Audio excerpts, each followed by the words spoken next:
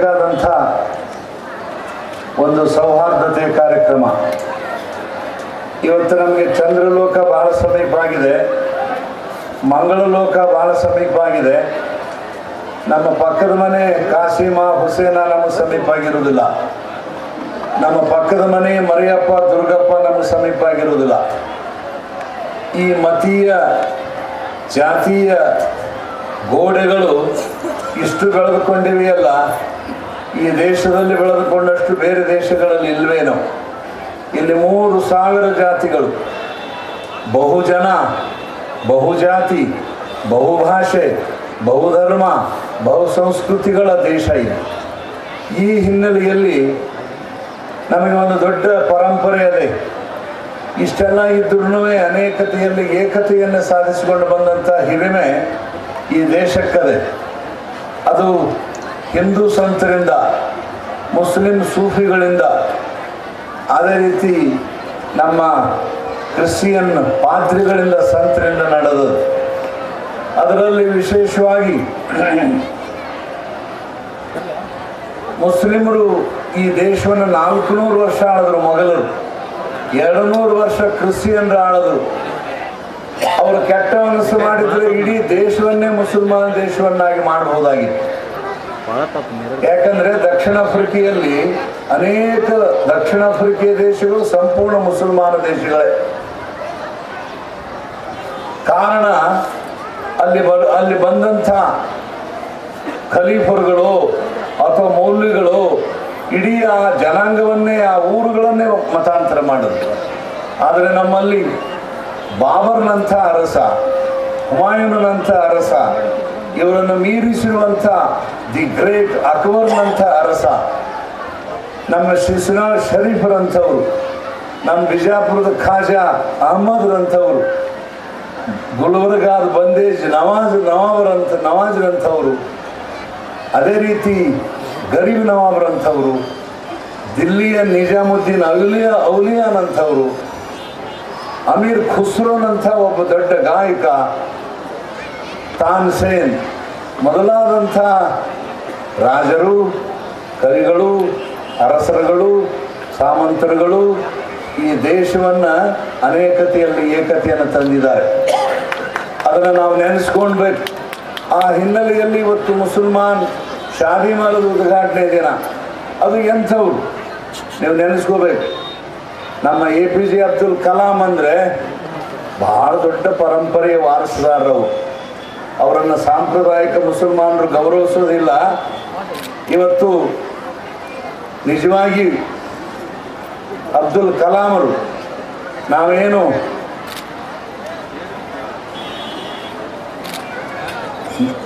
ಬಿಜಾಪುರದ ಇಬ್ರಾಹಿಂ ಆದಿಲ್ ಶಾಹಿ ಅಂತಿದೆ, ಆ ಲೆವೆಲ್ಲಿನ ಮನುಷ್ಯರವರು. ಅವರು ಬ್ರಹ್ಮಚಾರಿಗಳು. ಅವ್ರ ಹೆಸರು ಶಾದಿ ಮಾಲಿಗೆ ಇಟ್ಟಿದ್ದೀರಿ, ಅದು ಒಂದು ಅರ್ಥಪೂರ್ಣವೇ. ಅವ್ರಿಗೆ ಎಷ್ಟು ಓದು ಚಟ ಇತ್ತು ಅಂದರೆ ಕನ್ಯಾ ನೋಡೋ ತಾರೀಖು ಫಿಕ್ಸ್ ಆಗಿತ್ತು. ಅವರು ಪ್ರಯೋಗಶಾಲೆಯಲ್ಲಿ ಪ್ರಯೋಗ ಮಾಡ್ತಾ ಮಾಡ್ತಾ ಕನ್ಯಾ ನೋಡೋದು ಹೋಗೋದು ಮರ್ತೇ ಬಿಟ್ರು. ಆಮೇಲೆ ಟೈಮ್ ಆಗಿ ಒಂದು ಹೋಗೋ ಟೈಮ್ ಆದಮೇಲೆ ನಂತರ ಕನ್ಯಾ ನೋಡೋಕೆ ಹೋಗೋದಿಲ್ಲ ಅಂದರು. ಆ ಹುಡುಗ ಅಂದಂತೆ, ನೋಡೋ ಈ ನಮೂನಿ ಅದ, ನಮ್ಮ ಮುಂದೇನು ಬಾಳೆ ಮಾಡ್ತಾನೆ ವಾಲ್ಯ ಅಂದಂತೆ. ಮೊದಲನೇದಕ್ಕೆ ವಾಲ್ಯ ಅಂದರೆ ಬೇಡ ಬೇಡ ಅಂತ ಲಗ್ನನ ಆಗಲಿಲ್ಲ. ಆದರೆ ಅವ ಎಂಥ ದೊಡ್ಡ ಮನುಷ್ಯ ಅಂದರೆ, ಬೀದರ್ದಲ್ಲಿ ಮಹಮ್ಮದ್ ಗವಾನ್ ಅಂತಿದ್ದ. ನೀವು ಬೀದರ್ಗೆ ಹೋದರೆ ನೋಡ್ಬೇಕು, ಅವ್ನು ಕಟ್ಟಿದ ಒಂದು ಯೂನಿವರ್ಸಿಟಿ ಕಟ್ಟಡ ಅದ. ಈಗೂ ಜಗತ್ತಿನ ಮುಸಲ್ಮಾನರೇ ಬಂದರು ಆ ಬೀದರ್ದಲ್ಲಿ ಓದ್ತಿದ್ರು, ಬೀದರ್ ಬರೀದ್ ಶಾನ ಕಾಲಕ್ಕೆ. ಮೊಹಮ್ಮದ್ ಶಾ ಅಂತ ಬಹಳ ಸಣ್ಣ ಒಂದು 15-20 ವರ್ಷದ ಹುಡುಗನೇ ರಾಜನಾದ ಮುಂದೆ. ಆದರೆ ಮೊಹಮ್ಮದ್ ಗವಾನನ ವ್ಯಕ್ತಿತ್ವ ತಿಳ್ಕೊಳ್ಳಾರ್ದಕ್ಕೆ ಅವನಿಗೆ ಶಿಕ್ಷೆ ಕೊಟ್ಟು, ಯಾರೋ ಚಾಡಿ ಮಾತು ಕೇಳಿದ್ರು. ಅವನು ಕಂಡಾಪಟ್ಟಿ ನೋಡ್ರಿ, ಗವಾನ್ ಮದರಸಾ ಅಂತಾರ, ಗವಾನ್ ತಲಾಬ್ ಅಂತಾರ, ಗವಾನ್ ಯೂನಿವರ್ಸಿಟಿ ಅಂತಾರ, ನಿಮ್ಮದು ತಗೊಂಡು ಗಂಟು ಹಾಕ್ಯಾನಂತ ಹೇಳಿದ್ರು. ಮೈಸೂರು ನಮ್ಮ ಮುಸಲ್ಮಾನ ಅರಸರಲ್ಲೊಂದು ದೋಷ ಅಂದರೆ ಶಿಕ್ಷೆ ಜಾರಿ ಆದಮೇಲೆ ವಿಚಾರಣೆ ಮಾಡ್ತಾರೆ. ಇವರಿಗೆ ಹಾನಿಕಾಲಾಗಿ ತೂರಿಸೋ ಶಿಕ್ಷೆ ಕೊಟ್ಟರು, ಆಮೇಲೆ ವಿಚಾರಣೆ ಶುರು ಮಾಡಿದ್ರು. ಅವ್ರ ಮನೆಗೆ ಹೋದರೆ ಮನೆಯಲ್ಲಿ ಒಂದು ಕುರಾನು, ಒಂದು ಚಾಪಿ, 4-6 ಮಡಿಕೆ ಗಡಿಗೆಗಳು ಬಿಟ್ಟರೆ ಏನೂ ಇರಲಿಲ್ಲ. ಮಹಾರಾಜ ಬಹಳ ಅತ್ತ ಮೊಹಮ್ಮದ್ ಗವಾನ್ ಅಂಥ ದೊಡ್ಡ. ಎರಡನೇ ಇಬ್ರಾಹಿಂ ಆದಿಲ್ ಶಹಾ ಕಿತಾಬೆ ನವರಸ್ ಅಂತ ಒಂದು ಬುಕ್ ಬರ್ದಾನ. ಅದ್ರ ಹೆಸರೇ ಕಿತಾಬೆ ನವರಸ್. ಇವತ್ತೇನು ನಡೀತದಲ್ಲ ಇಂಥದ್ದೇ ಅದರಲ್ಲಿ ಬರ್ತದೆ. ದುರ್ಗಾ ಸ್ತುತಿ ಮಾಡ್ತಾನೆ, ಗಣಪತಿ ಸ್ತುತಿ ಮಾಡ್ತಾನೆ. ಮಕ್ಕಾದ ಮೌಲ್ವಿಗಳು ಅದನ್ನು ವಿರೋಧ ಮಾಡ್ತಾರೆ. ನನಗೆ ಅಲ್ಲ, ಸಂಗೀತವೇ ಅಲ್ಲ ಅಂತ ಹೇಳ್ತಾರೆ. ಅಂದರೆ ಅಂಥ ದೊಡ್ಡ ಅರಸು. ಈ ಹಿನ್ನೆಲೆಯಲ್ಲಿ ನಾವು ದಿ ಗ್ರೇಟ್ ಅಕ್ಬರನ್ನು ನೆನೆಸ್ಕೋಬೇಕು. ಅವರು ಹಿಂದೂ ಅರಸರ ಜೊತೆ ಮದುವೆ ಆಗಿರ್ತದೆ ದಿ ಗ್ರೇಟ್ ಅಕ್ಬರ್ ಅಂತ. ಆ ಹೆಣ್ಮಗಳನ್ನು ಕರಾರು ಮಾಡಿರ್ತಾಳೆ. ಜೋಧಾ ಅಂತ ಹೆಸರು ಟಿವಿಯಲ್ಲಿ ಬರ್ತದೆ. ಜೋಧಾ ಅಕ್ಬರ್ ಅಂತ ಧಾರಾವಾಹಿ ಬರ್ತದೆ. ನಾನು ನೀನು ಮದುವೆ ಆಗ್ತೀನಿ, ಆದರೆ ನಾನು ಕೃಷ್ಣನ ಪೂಜೆ ಮಾಡೋದು ಬಿಡೋದಿಲ್ಲ. ನನ್ನ ಧರ್ಮದ ವಿಚಾರದಲ್ಲಿ ನಿನ್ನ ಕೈ ಹಾಕಬಾರ್ದು. ನಿನ್ನ ಸಂಸಾರದಲ್ಲಿ ನಾನು ಒಬ್ಬ ಒಳ್ಳೆ ಬೇಗಮ್ಮಾಗಿ ಆಗಿರ್ಬೇಕಾಗಿರ್ತೀನಿ ಅಂತ ಹೇಳ್ತಾ. ಆಯಿತು ಅಂತ ಮದುವೆ ಆಗ್ತಾನೆ. ಇವತ್ತು ನೀವು ದಿಲ್ಲಿಗೆ ಹೋದರೆ ನೀವು ಫತೇಪುರ ಸಿಕ್ರಿಗೆ ಹೋಗ್ಬೇಕು. ಅಲ್ಲಿ ಸಲೀಂ ಅನಾರ್ಕಲಿ, ಏನು ನಾವು ಒಂದು ಲವ್ ಸ್ಟೋರಿ ಕೇಳ್ತೀವಲ್ಲ, ಸಲೀಂ ಅವನು ಅಕ್ಬರನ ಮಗ. ಅಲ್ಲಿ ಫತೇಪುರ ಸಿಕ್ರಿಯಲ್ಲಿ ಸಲೀಂ ದರ್ಗಾ ಅದೆ. ಅವ್ರಿಗೆ ಮಕ್ಕಳಾಗಿರೋದಿಲ್ಲ ಅಕ್ಬರನಿಗೆ. ಅಲ್ಲಿ ನಡ್ಕೊಂಡ ಮೇಲೇ ಮಗ ಹುಡ್ತಾನೆ. ಅವನ ಹೆಸರೇ ಸಲೀಂ. ಅವನೇ ಮುಂದೆ ಜಹಾಂಗೀರ್ ಆಗ್ತಾನೆ. ಅವನ ಮಗನೇ ಶಹಜಾನ್ ಆಗ್ತಾನೆ. ಅವನ ಮಗನೇ ಔರಂಗಜೇಬ್ ಆಗ್ತಾನೆ. ಅಂದರೆ ಇದನ್ನು ಯಾಕೆ ಹೇಳ್ತೀನಿ ಅಂದರೆ, ಮುಸ್ಲಿಮರಿಗೆ ಒಂದು ಒಳ್ಳೆಯ ಸಂಸ್ಕೃತಿ ಇದೆ, ಒಂದು ಒಳ್ಳೆಯ ನಾಗರಿಕತೆ ಇದೆ, ಒಂದು ಒಳ್ಳೆಯ ಪರಂಪರೆ ಇದೆ. ಸ್ವತಃ ಅಕ್ಬರ್ ಲಕ್ಷ ಕೊಟ್ಟು ಕೇಳಬೇಕು, ನಿರಕ್ಷರಿಯಾಗಿದ್ದ, ಶಾಲೆ ಕಲ್ತಿದ್ದಿಲ್ಲ.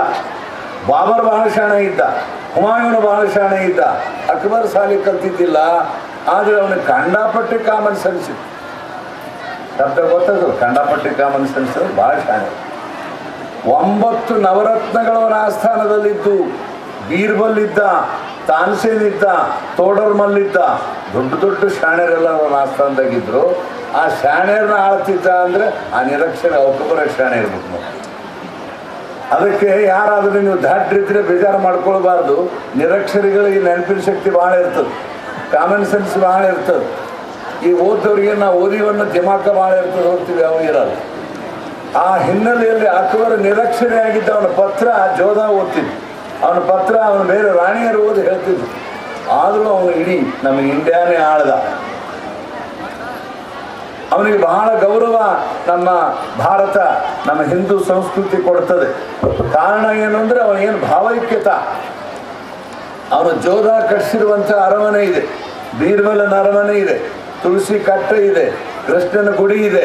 ಇವತ್ತು ದಿಲ್ಲಿ ಸಮೀಪದಲ್ಲಿ, ಅಂದರೆ ಆ ಅರಮನೆಯಲ್ಲಿ. ಅಂದರೆ ಅಕ್ಬರು ಹೇಳ್ತಿರಲಿಲ್ಲ, ಆಚರಿಸ್ತಾ ಇದ್ದ.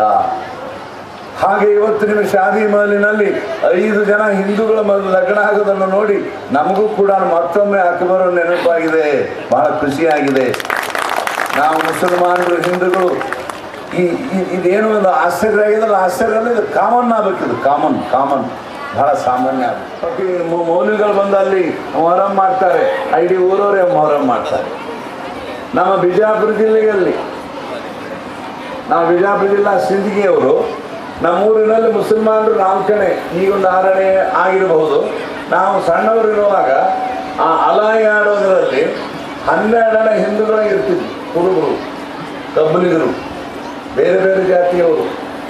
ಒಂದು ಕೈಗೆಲ್ಲ ಬೆಳಿಗ್ಗೆ ಅದಕ್ಕೆಲ್ಲ ಒಂದು ಕೆಂಪು ಕಾಗದ ಸುತ್ತಿ, ಮೈಗೆಲ್ಲ ಹಳದಿ ಎಣ್ಣೆ ಬಣ್ಣ ಹಚ್ಕೊಂಡು ಒಂದು ಗತ್ತು, ಆ ಗತ್ತಿನಲ್ಲೇ ಬಾರಿಸೋದು. ಅವರೆಲ್ಲ ಇಡೀ ಊರು ತುಂಬಾ ಕುಣಿತಾ ಇದ್ರು. ಅಂದರೆ ಅದು ಆ್ಯಕ್ಚುಲಿ ಮುಸಲ್ಮಾನರ ಹಬ್ಬ, ಹಜರತ್ ಹಸೈನ್.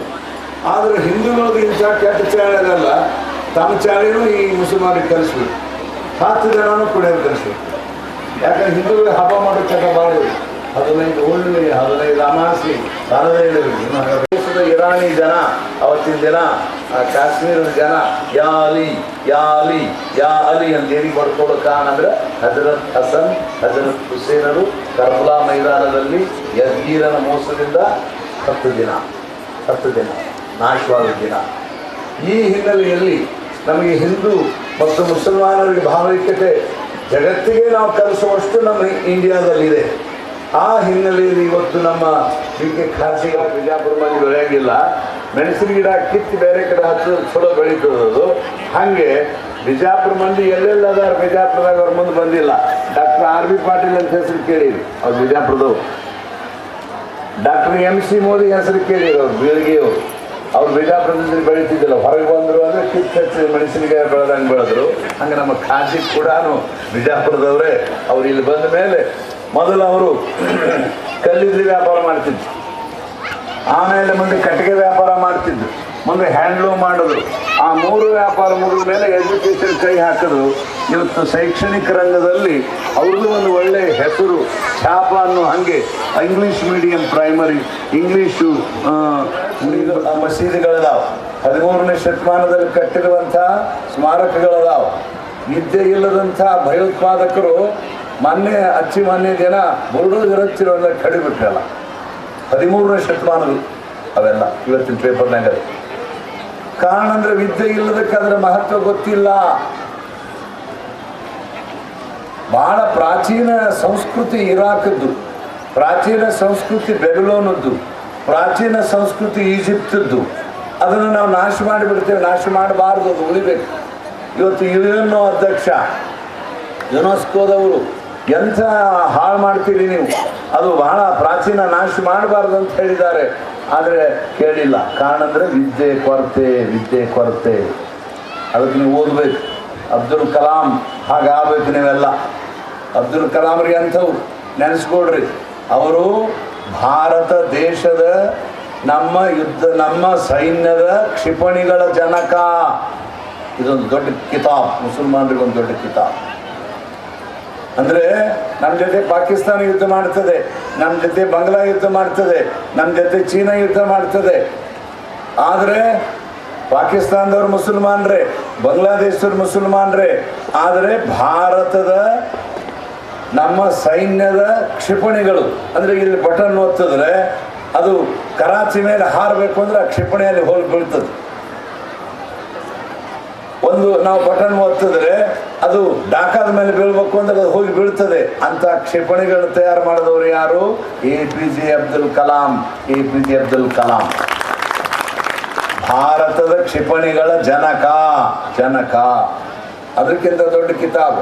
ರಾಷ್ಟ್ರಪತಿಯಿಂದ ನಿವೃತ್ತರಾದ ಮೇಲೆ ಬಹಳ ಮಂದಿ ನೋಡಿ ನಾವೆಲ್ಲರೂ ಆರಾಮ್ಸಿ ಪೆನ್ಷನ್ ಬರ್ತದೆ, ರಾಜೋಪಚಾರ ಇರ್ತಾರೆ. ಅವರು ಕಾಲೇಜಿಗೆ ಹೋಗಿ ಪಾಠ ಮಾಡಿದ್ರು ಅಬ್ದುಲ್ ಕಲಾಂ. ಇಂಥ ಸಭೆಗಳಲ್ಲಿ ಬಂದರೆ ಮಕ್ಕಳ ಜೊತೆಗೆ ಇಂಟರ್ವ್ಯೂದಲ್ಲಿ ಭಾಗವಹಿಸ್ತಾರೆ ಅಬ್ದುಲ್ ಕಲಾಂ. ಅವರು ಬಾಲ್ಯದಲ್ಲಿ ರಾಮೇಶ್ವರದಲ್ಲಿ ಓದಿದ್ರು. ಅವ್ರ ಊರು ರಾಮೇಶ್ವರ, ಅವರು ಮೀನುಗಾರ ಜಾತಿಯವರು.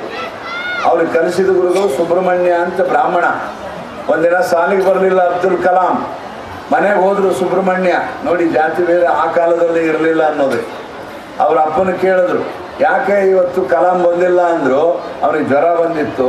ಆಗ ಅವ್ರ ಅಪ್ಪನಿಗೆ ಸುಬ್ರಹ್ಮಣ್ಯ ಹೇಳಿದ್ರು, ಸುಬ್ರಹ್ಮಣ್ಯ ಅಯ್ಯರ್ ಅಂತೇಳಿ. ಅವ್ರೇನು ಹೇಳಿದ್ರು ಅವರು, ನೋಡಪ್ಪ ನಿನ್ನ ಮಗ ಭಾಳ ಶಾಣೆ ಆಗ್ತಾನ, ಭಾಳ ದೊಡ್ಡ ಮನುಷ್ಯ ಆಗ್ತಾನ, ಅಂಥ ಶಾಣೆ ನಾನು ನೋಡೇ ಇಲ್ಲ, ಅವನು ಸಾಲಿ ಕಲಿಸು ಬಿಡಬೇಡ ಅಂದರು. ನೋಡಿ, ಒಂದು ದಿನ ಏನು ನಡೀತು ಕಥೆ ಅಬ್ದುಲ್ ಕಲಾಂ ಚರಿತ್ರೆಯಲ್ಲಿ. ಅವ್ರ ಗುರುಗಳು ಏನು ಹೇಳ್ತಿದ್ರು, ಸಮುದ್ರದ ದಂಡೆಯಲ್ಲಿ ಹಕ್ಕಿಗಳು ಹಂಗೆ ನಿಧಾನ ಹಿಂಗೆ ಏರ್ತಾ ಮೇಲೆ ಹೋಗ್ತವೆ, ಹಾರ್ತಾವ. ಅವ್ರ ಗುರುಗಳು ಪಾಠ ಹೇಳಿದ್ರೆ ಸಮಾಧಾನ ಆಗಲಿಲ್ಲ. ಸಮುದ್ರ ದಂಡೆ ಕರ್ಕೊಂಡು ಹೋದ್ರು. ಇವರು ಕರ್ಕೊಂಡೋಗಿ ತೋರಿಸಿದ್ರು, ನೋಡು ಹಕ್ಕಿಗಳು ಹೇಗೆ ಅವು ಮೇಲೆ ಒಮ್ಮಲಿಗೆ ಗೌಕ್ಕಿನ ಹೋಗಲ್ಲ, ಅವು ನಿಧಾನವಾಗಿ ನೆಲದಿಂದ ಸಮುದ್ರದ ಮೇಲೆ ಹೀಗೆ ಹಾರ್ತಾ ಮೇಲೆ ಹೋಗ್ತದೆ. ಅಬ್ದುಲ್ ಕಲಾಂ ಅಂತಲೇ ಉಳಿತು. ಅವನು ಕ್ಷಿಪಣಿಗಳನ್ನು ಹೊರುವಂಥ ವಿಮಾನಗಳನ್ನು ಕಂಡಿಡದ. ಅವನು ತನ್ನ ಚರಿತ್ರೆಯಲ್ಲಿ ಹೇಳ್ತಾನೆ, ನಾನು ನನ್ನ ಬಾಲ್ಯದಲ್ಲಿ ಸಮುದ್ರದ ದಂಡೆ ಮೇಲೆ ಹಕ್ಕಿ ಹಾರೋದನ್ನು ನನ್ನ ಗುರು ತೋರಿಸಿದ, ಅದೇ ನನ್ನ ಪ್ರೇರಣೆ ಆಯಿತು ಅಂತ. ಅಂದರೆ ಎಷ್ಟು ಮಹತ್ವದ ಕಥೆ ಇದೆಲ್ಲ. ಈ ಹಿನ್ನೆಲೆಯಲ್ಲಿ ನೀವು ಶಾದಿ ಮಾಲೆ ಹೆಸರಿಟ್ಟಿರೋದು ನನಗಂತೂ ಭಾಳ ಸಂತೋಷ ಆಗಿದೆ. ಯಾಕಂದರೆ ಉದಾರವಾದಿ ಮುಸಲ್ಮಾನರಾಗಬೇಕು ನಾವು. ಮತಾಂಧರಾಗಬಾರ್ದು, ಜಾತ್ಯಾಂಧರಾಗಬಾರ್ದು. ಇಸ್ಲಾಮಾಬಾದದಲ್ಲಿ ಮೊನ್ನೆ ಭಯೋತ್ಪಾದಕರು 140 ಕಾನ್ವೆಂಟ್ ಶಾಲೆಯ ಮುಸಲ್ಮಾನ ಹುಡುಗರನ್ನು ಡಾಮ್ ಕೊಂದು ಹಾಕ್ಬಿಟ್ರು ಸ್ವಾಮಿ. ಯಾಕೆ ಕೊಂದಿವಿ ಅನ್ನೋದು ಗೊತ್ತಿಲ್ಲ. ಮಕ್ಕಳವರು ಶಾಲೆ ಕಲಿಯೋ ಮಕ್ಕಳು. ಪ್ಯಾರಿಸ್ನಲ್ಲಿ ಫ್ರಾನ್ಸ್ದಲ್ಲಿ ಪ್ಯಾರಿಸ್ ಅಂತದೆ. ಆ ಪ್ಯಾರಿಸ್ದಲ್ಲಿ ಚಾರ್ಲೋ ಮಾಡ್ಡೋ ಅನ್ನೋದೊಂದು ಪೇಪರ್, ನಮ್ಮ ಲಂಕೇಶ ಅಗ್ನಿ ಹೆಂಗೆ ಟೀಕಾ ಮಾಡ್ತಾವಲ್ಲ, ಹಾಯ್ ಬೆಂಗಳೂರು ಹಂಗೆ ಟೀಕಾ ಮಾಡೋ ಪೇಪರ. ನೀವು ನಮ್ಮ ಟೀಕಾ ಮಾಡ್ತೀರಿ ಅನ್ನೋದಕ್ಕೆ 10 ಮಂದಿ ಸಂಪಾದಕರು ಒಂದೇ ದಿನ ಕೊಂದ ಹಾಕಿ. ಇದು ಒಳ್ಳೆಯದಲ್ಲ. ಅವ್ರೆಂಥ ದೊಡ್ಡವರು ಒಂದ್ರ ಕೊಲ್ರಿ, ನಮ್ಮ ಉಳಿದ ಮಂದಿ ನಿಮ್ಮ ಮತ್ತೆ ಪೇಪರ್ ತೆಗಿತಾರಂತೇಳಿ ಮರುವಾರ ಮತ್ತೆ ಪೇಪರ್ ತಂದರು. ಅವರು ಸಾಹಸ ಮೆಚ್ಚಬೇಕು. ಅದಕ್ಕೆ ನಾವು ವಿನಂತಿ, ನಾವು ಇವತ್ತು ನಮ್ಮ ಸಾಹೇಬರನ್ನು ಅಭಿನಂದಿಸಿದ ಕಾರಣ ಶಿಕ್ಷಣ ಸಂಸ್ಥೆ ತೆಗೆದೀರಿ. ಆಧುನಿಕ ಭಾರತದ ಮಸೀದಿಗಳೆಂದರೆ ಶಾಲೆಗಳು, ಆಧುನಿಕ ಭಾರತದ ದೇವಾಲಯಗಳು ಎಂದರೆ ಶಾಲೆಗಳು, ಕಾಲೇಜುಗಳು, ಫ್ಯಾಕ್ಟ್ರಿಗಳು, ಡ್ಯಾಮುಗಳು. ಆಧುನಿಕ ಭಾರತದ ದೇವಾಲಯಗಳು, ಮಸೀದಿಗಳು, ಚರ್ಚ್ಗಳು, ಇಗರ್ಜಿಗಳು ಅಂದರೆ ಶಾಲೆಗಳೇ. ಶಾಲೆಗಳಲ್ಲೇ ಭಾರತ ನಿರ್ಮಾಣ ಆಗ್ತದೆ, ಶಾಲೆಗಳಲ್ಲೇ ಮನುಷ್ಯತ್ವ ನಿರ್ಮಾಣ ಆಗ್ತದೆ. ಆ ಹಿನ್ನೆಲೆಯಲ್ಲಿ ಇವತ್ತು ನಾವು ನಮ್ಮ ಸಾಹೇಬರಿಬ್ಬರೂ ನಾನು ಅಭಿನಂದಿಸ್ತಿದ್ದೀನಿ. ನೀವು ಶಾಲೆ ತೆಗೀರಿ, ಹೆಚ್ಚೆಚ್ಚು ಶಾಲೆ ತೆಗೀರಿ, ಹೆಚ್ಚೆಚ್ಚು ಜನ ವಿದ್ಯಾವಂತರು ಬರಲಿ. ನಮ್ಮ ಭಾರತ ಒಂದು ಕಾಲದಲ್ಲಿ ಜಗತ್ತಿನ ಗುರು ಆಗಿತ್ತು ವಿದ್ಯೆಯಲ್ಲಿ, ನಲಂದ. ಎಂಥ ಹೆಸರು ಕೇಳಿದ್ರೇ ರೋಮಾಂಚನ ಆಗ್ತದೆ. ಹಾಗೆ ನಮ್ಮ ಮಕ್ಕಳು ಕೂಡ ಎಲ್ಲ ರಂಗದಲ್ಲಿ, ವಿಜ್ಞಾನದಲ್ಲಿ, ಭೌತದಲ್ಲಿ, ಸಾಹಿತ್ಯ, ಸಂಗೀತ ಎಲ್ಲ ಕ್ಷೇತ್ರದಲ್ಲಿ ಮುಂದೆ ಬರಲಿ ಅಂತ ಹಾರೈಸಿ ಇಂಥ ಒಂದು ಕಾರ್ಯಕ್ರಮ ಹಮ್ಮಿಕೊಂಡದ್ದು ನಮ್ಮ ಬಿಜಾಪುರದ ದೊಡ್ಡ ದರ್ಗಾ ಅವರು. ಹಾಸಿಂ ಪೀರ್ ದರ್ಗಾ ಅಂದರೆ ಹೇಳಿದ್ರಲ್ಲ ಆಗಲೇ, ಆದಿಲ್ ಶಾಹಿಗಳು ಗೋಳ್ಗುಮಟ್ ಕಟ್ಟಾಕತ್ತಿದ್ರು, ಅವರ ಆಯುಷ್ಯ ಮುಗೀತು. ನೋಡಿ, ಇದು ಸೂಫಿಗಳಲ್ಲಿ ಬರ್ತದೆ. ಮಹಮ್ಮದ್ ಪೈಗಂಬರ್ ನಂತರ ಸಲ್ಲಲ್ಲಾಹು ಅಲೈಹಿ ವಸಲ್ಲಂ ನಂತರ 200 ವರ್ಷದ ನಂತರ ಸೂಫಿಗಳು ಬಂದರು. ಆದರೂ ಸೂಫಿಗಳ ಪರಿಣಾಮ ಭಾಳ ನಮ್ಮ ದೇಶದ ಮೇಲೆ ಭಾಳ. ಸ್ವತಃ ನಾನು ವಿದ್ಯಾರ್ಥಿಯಾಗಿರುವಾಗ ನಮ್ಮ ಊರಿನ ಹತ್ರ ಎಂಕಂಚಿ ಅಂತಿದೆ ಅಲ್ಲ, ದಾವಲಿ ಮಲ್ಲಿಕನ ಒಂದು ಊರು ಸಾಕ್ತದೆ. ನಾವು ದಾವಲಿ ಮಲ್ಲಿಕನ ಉರ್ಸಕ್ಕೆ ಹೋಗ್ತಿದ್ದೆವು. ಕಾರಣ ಏನು ಅಂದರೆ ಅಷ್ಟು ಪರಿಣಾಮ ಹಿಂದೂಗಳ ಮೇಲೆ ಕೂಡ ಈ ಸೂಫಿಗಳ ಪರಿಣಾಮ ಭಾಳ. ಹಾಗೆ ಇವರ ಮೂಲ ಗದ್ದಿಗೆ ಏನದೆ ಹಾಸಿಂ ಪೀರ್, ಅವ್ರಿಗೆ ಗೊತ್ತಾಯ್ತು ಆದಿಲ್ ಶಾ ಸಾಯ್ತಾನೆ. ತಮ್ಮ ಆಯುಷ್ಯ 40 ವರ್ಷ ಆಯುಷ್ಯವನ್ನು ಹಾಸಿಂ ಪೀರ್ ಅವ್ರಿಗೆ ಕೊಟ್ಟರು. ಅವ್ರು ತಿಳ್ಕೊಂಡ್ರು, ಅವ್ರು ಬದುಕಿದ್ರು. ಅಂದರೆ ಎಂಥ ಗುರು, ಎಂಥ ಶಿಷ್ಯ. ಇದೆಲ್ಲ ನಿಮಗೆ ಮಜಾ ಅನ್ನಿಸ್ಬೋದು, ಆದರೆ ನಮ್ಮ ಭಾಗದಲ್ಲಿ ಅದೆಲ್ಲ ಒಂದು ಐತಿಹ್ಯ, ಒಂದು ವದಂತಿ, ಒಂದು ಕೇಳಿಕೆ ನಮ್ಮ ಭಾಗದಲ್ಲೆಲ್ಲ ನಡೀತದೆ. ಈ ಹಿನ್ನೆಲೆಯಲ್ಲಿ ಆ ಹಾಸಿಂ ಪೀರ್ ದರ್ಗಾದವರೇ ಅದರ ವಂಶಸ್ಥರೇ ಇಲ್ಲಿ ಬಂದಿರೋದು ನಮ್ಮ ಭಾಳ ಖುಷಿ ತಂದದೆ. ಮೊನ್ನೆ ನಾನು ಸಂಸ್ಥೆಗೆ ಹೋಗಿದ್ದೆ. ಅವತ್ತು ಸಂಸ್ಥೆಯಲ್ಲಿ ಶಿರಟ್ಟಿ ಸ್ವಾಮಿಗಳ ಮಠ ಅದು. ಆ ಮಠದ ಉದ್ಘಾಟನೆ ನಮ್ಮಿಂದ ಆದರೂ ಕೂಡ ಅಲ್ಲಿ ಬಂದವರು ಬಿಜಾಪುರದವರು ಖಾಜಾ ಅಮೀನುದ್ದೀನ್ ಅವರು ವಂಶಜರು ಬಂದಿದ್ದು. ಅವರು 400 ವರ್ಷದಿಂದ ಇದ್ದವರು. ಆ ಶಿರಹಟ್ಟಿ ಮಠದ ಕರ್ತೃಗಳು ತಯಾರಾದಿದ್ದೇ ಆ ಖಾಜಾ ಅಮೀನುದ್ದೀನರ ಹತ್ರ. ಮುಸಲ್ಮಾನರು ಅಂದರೆ ಹಿಂದೂಗಳನ್ನು ದ್ವೇಷಿಸ್ತಾರೆ ಅಂತಿರಲ್ಲ, ಎಷ್ಟು ವಿಚಿತ್ರ. ಮಾಧ್ಯಮಗಳವರು ಅದನ್ನು ಬಾಕ್ಸ್ ಹಾಕಿ ಪ್ರಿಂಟ್ ಮಾಡಬೇಕು. ಆ ದರ್ಗಾ ಈಗೂ ಅದೇ, ಅದು ಆ ಊರ ಹೆಸರೇ ದರ್ಗಾ, ಹುಬ್ಬಳ್ಳಿ ಬಿಜಾಪುರ ಹತ್ರ ಅದೇ ಅದು. ಅಲ್ಲಿ ಜೈಲು ಅದೇ, ಅಲ್ಲಿ ಕೈದಿಗಳು ಇರ್ತಿದ್ರು, ಈಗಿಲ್ಲ. ಅದು ಊರ ಹೆಸರೇನೆ ದರ್ಗಾ ಅನ್ನೋದು. ಅದು ಒಂದು ಹಳ್ಳಿ ಆಗಿದೆ, ದರ್ಗಾ ಇತ್ತಂತ ದರ್ಗಾ, ಈಗ ಅದು ಊರೇ ಆಗಿದೆ. ಅಲ್ಲಿ 500 ಗಂಡ್ಮಕ್ಳು ನಡ್ಕೊತಿದ್ರು, ಎಲ್ಲ ಜನ ಹಿಂದೂಗಳು ನಡ್ಕೊಂಡು. ಏನು ಬೇಡ್ಕೊಂಡ್ರು ಅವರು? ನನ್ನ ಮಕ್ಕಳು ಇರಲಿಲ್ಲ ಅವರು. ಆಗ ದರ್ಗಾದ ಮಾಲೀಕರಿದ್ದರು, ಅವ್ರಿಗೆ ಹೋಗಿ ಕೇಳೋದು. ಅವರೇ ಖಾಜಾ ಅಮೀನುದ್ದೀನ್ ಅವರು. ಮಕ್ಕಳಾಗಲಿಲ್ಲ, ನಮಗೆ ಮಕ್ಕಳಾಗಬೇಕು ಅಂದ್ರೆ ಅವ್ರೇನಾದ್ರು ಆಗ್ತಾರ, ಆ ಹುಡುಗ ನಮಗೆ ಕೊಡ್ರಿ ಅಂದರು. ಆ ಕಾಲದಲ್ಲೇ ಪದ್ಧತಿ ಇತ್ತು, ಹಿಂದೂಗಳಲ್ಲಿತ್ತು, ಮುಸಲ್ಮಾನರಲ್ಲಿತ್ತು. ಹ್ಞೂ ಅಂದರು. ಆದರೆ ಕೂಸು ಹುಟ್ಟಿದ ಮೇಲೆ ಮರ್ತಾ ಬಿಟ್ರು. ಎಲ್ಲ ಸಂಸಾರಸ್ಥರು ಹಂಗೆ ಕಷ್ಟ ಬಂದಾಗ ವೆಂಕಟರಮಣ ಮುಗಿದ ಮೇಲೆ ಮರ್ತು ಬಿಟ್ರು. ಮುಂದೆ ಆ ಹುಡುಗ ಕಣ್ಣು ಹೋದ್ಮೇಲೆ ಮತ್ತೆ ತಿರ್ಗಾಕ್ ಬಂದು, ಹುಡುಗನಿಲ್ಲೇ ಬಿಡ್ರಿ ಅಂದರು. ಇಲ್ಲಿ ಭಾಳ ಮಹತ್ವದ ವಿಷಯ ನಾ ಹೇಳೋದು. ಆ ಹುಡುಗನಿಗೆ ಲಿಂಗ ಕಟ್ಟಿದ್ರು, ಅಯ್ಯಾಚಾರ ಆಗಿತ್ತು. ಆ ಹುಡುಗಿಗೆ ಹೇಳಿದ್ರು ಖಾಜಾ ಅಮೀನುದ್ದೀನ್, ನೋಡಪ್ಪ ನೀ ಮಸೀದಿ ಕೊಟ್ಟವ್ರನ್ನ ಲಿಂಗ ಬಿಡುವ ಅಂತ. ಆ ಹುಡುಗ ಭಯಪಟ್ಟು ಮಾಡ್ದಂಗೆ ನಮ್ಮಲ್ಲಿ ಹೇಳ್ತಾರೆ, ಚಟ ಬಿದ್ದಿರ್ತದೆ ಅದು. ಸತ್ರು ನಮ್ಮನೆ ಲಿಂಗ ಬಿಡಬೇಡ ಅಂದಾರ್ರಿ. ಅವ್ನಿಗೆ ಎಂಥ ದೊಡ್ಡ ಖಜ ಹೊಡೆದು ಅಂತ ಲಿಂಗ ಇದ್ರೂ ಮಸೀದಿಯಲ್ಲಿ ಇಟ್ಕೊಂಡ. ಯಾವಾಗ? ಆದಿಲ್ ಶಾಹನ ಕಾಲ. ಊಟ ಹಾಕ್ದ, ನಮಾಜ್ ಕಲಿಸ್ದ, ಕುರಾನ್ ಕಲಿಸ್ದ. ಅವ ಸತ್ತ ಮೇಲೆ ಮಸೀದಿಯಿಂದ ಹೊರಗೆ ಬಂದ. ಒಳ್ಳ ಲಿಂಗ ಇದ್ದಿದ್ದಕ್ಕೆ ಸ್ವಾಮಿ, ಹಸಿರು ಬಟ್ಟೆ ಹಾಕಿದ್ದಕ್ಕೆ ಫಕೀರ ಸ್ವಾಮಿ ಸಿರಹಟ್ಟಿ ಮಠದ ಕರ್ತರು ಫಕೀರ ಸ್ವಾಮಿ. ನೋಡಿ ಎಷ್ಟು ಅದ್ಭುತ ಇದೆ. ಇವತ್ತೇನು ನಡೆದೋದು ಇದು ಆ ಕಾಲಕ್ಕೆ 400 ವರ್ಷಗಳಿಂದ ನಡೀತು. ಅಂದರೆ ಇದನ್ನು ಯಾಕೆ ಹೇಳ್ತೀನಿ ಅಂದರೆ ಇದು ಬೇಕಾಗ್ಯದ. ನಾವು ಹೊಡೆದಾಡಿ ರಕ್ತ ಹರಿಸಿ ಸಾಯೋದು ಬೇಡಾಗ್ಯದ. ಶಿವಮೊಗ್ಗದಾಗ ಮೊನ್ನೆ ಏನು ಗಲಾಟೆ, ಎಂಥ ಗದ್ದಲ. ನಾವು ಹೆಂಗೆ ರಂಗ ಪಂಚಮಿ ಮಾಡೋಣ, ಹೆಂಗೆ ಬಣ್ಣ ಹಬ್ಬ ಮಾಡೋಣ ಅಂತ ಪೊಲೀಸರೆಲ್ಲ ದಿಗಲಾಗ್ಯ. ಕಾರಣ ಅಂದರೆ ಹಿಂದೆ ಒಬ್ಬ ಮನುಷ್ಯ ಸತ್ತಾನಲ್ಲಿ ಶಿವಮೂರ್ತಿ ಅಂತೇಳಿ. ಅದು ಒಳ್ಳೇದಲ್ಲ. ಹಿಂದೂಗಳು ಮಾಡಿದ್ರು ಕೆಟ್ಟ, ಸಿಖ್ರು ಮಾಡಿದ್ರು ಕೆಟ್ಟ, ಮುಸ್ಲಿಮ್ರು ಮಾಡಿದ್ರು ಕೆಟ್ಟ. ಮನುಷ್ಯನ ಸಾವನ್ನು ರಕ್ತವನ್ನು ಹರಿಸೋದು ಯಾರು ಮಾಡಿದ್ರು ಕೆಟ್ಟದೇ. ಈ ಹಿನ್ನೆಲೆಯಲ್ಲಿ ನಾವು ಮನುಷ್ಯರನ್ನು ಪ್ರೀತಿಸೋದು, ಹೊಂದ್ಕೊಳ್ಳೋದು, ಇರೋದಕ್ಕಾಗಿ ಜಗತ್ತಿರೋದು ಅನ್ನೋದನ್ನು ಮರಿಬಾರದು ಅಂತ ಹಾರೈಸಿ ಇಂಥ ಒಂದು ಒಳ್ಳೆಯ ಕಾರ್ಯಕ್ರಮ ಭಾಳ ಚಂದ ಮಾಡಿದ್ದಕ್ಕಾಗಿ ನಾನು ಇಬ್ಬರು ನಮ್ಮ ಆ ನೆಲ್ಲತ್ ಅಸೋಸಿಯೇಷನ್ನ ಅಧ್ಯಕ್ಷರು, ಚೇರ್ಮನ್ ಇಬ್ಬರನ್ನು ನಾನು ಅಭಿನಂದಿಸಿ, ಇಂಥ ಕೆಲಸ ಭಾಳ ಮಾಡಿರಿ ನೀವು, ಭಾಳ ಮಾಡಿ ಎಲ್ಲ ಕಡೆ ಮೊದಲು ಹೆಂಗಿತ್ತಲ್ಲ ಒಂದು ಕಾಲ, ಅಂಥ ಕಾಲ ನಮ್ಮದು ಬರಲಿ ಅಂತ ಹಾರೈಸಿ ನಾನು 2 ಮಾತುಗಳನ್ನು ಮುಗಿಸ್ತೀನಿ.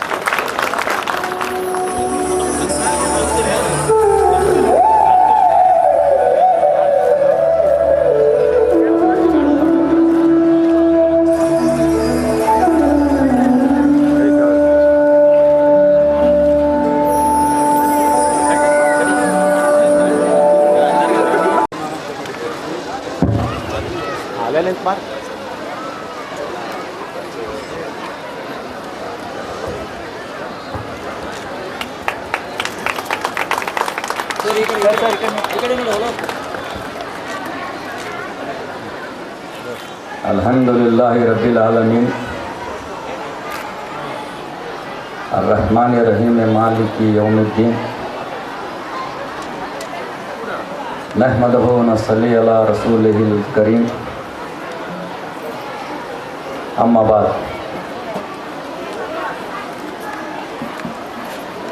हज़रात गिरामी, मेरे हमवतन दोस्तों, हिंदू मुस्लिम भाइयों और श्री कोटद सिद्धलिंग महास्वामी जी, जनाब AM इंडसगिरी साहब, मोहतरमा Bilkis Bano minority commission chairman जनाब सलीम अहमद साहब, BK काजी साहब, आज हम और आप अब्दुल कलाम शादी महल के इफ्तिताई जलसे में यहाँ पर शरीक हुए हैं। ये शादी महल मिल्लत सोशल वेलफेयर एजुकेशनल सोसाइटी के जानिब से बनाया गया है। मैं अकेला ही चला था जानिबे मंजिल की तरफ, मैं अकेला ही चला था जानिबे मंजिल की तरफ। लोग जुड़ते गए और कारवां बनता गया। आज इस जलसे में आकर कहीं से भी ये महसूस नहीं हो रहा है कि ये जलसा अब्दुल कलाम शादी महल या मुसलमानों का कोई जलसा है, ऐसा कहीं से भी महसूस नहीं हो रहा। बल्कि ऐसा महसूस हो रहा है कि ये जलसा हिंदू मुस्लिम अमन और शांति भाईचारे का जलसा है, ये ऐसा आज महसूस हो रहा है। दोस्तों, दीन इस्लाम तो हमेशा से अमन और शांति का पैगाम देता है।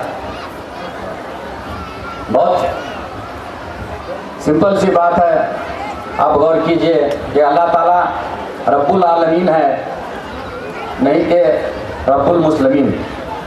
अल्लाह जो है तमाम जहां का रब है, तमाम जहां का रब्बुल आलमीन है। इस दुनिया में हिंदू मुस्लिम सिख ईसाई जैसा हमेशा से हिंदुस्तान में रहते आ रहे हैं, मैं उम्मीद करता हूं आने वाले दिनों में भी ये भाईचारा, अमन और शांति भाईचारा हमारे देश में बरकरार रहेगा। भरपूर कोशिश की और एक आलीशान शादी महल का आज इन्होंने इफ्तिताह किया।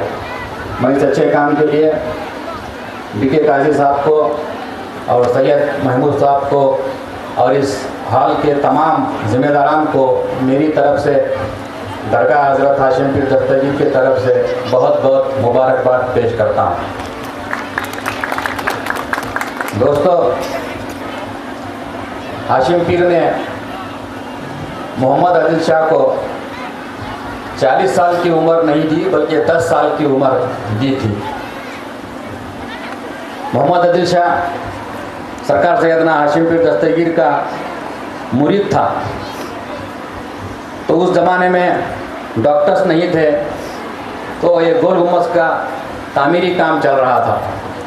उस दौरान बादशाह बीमार होता है और हकीम उसको बोलते हैं कि अल्सर हुआ है, 4 या 5 रोज़ में तेरा इंतकाल हो जाएगा।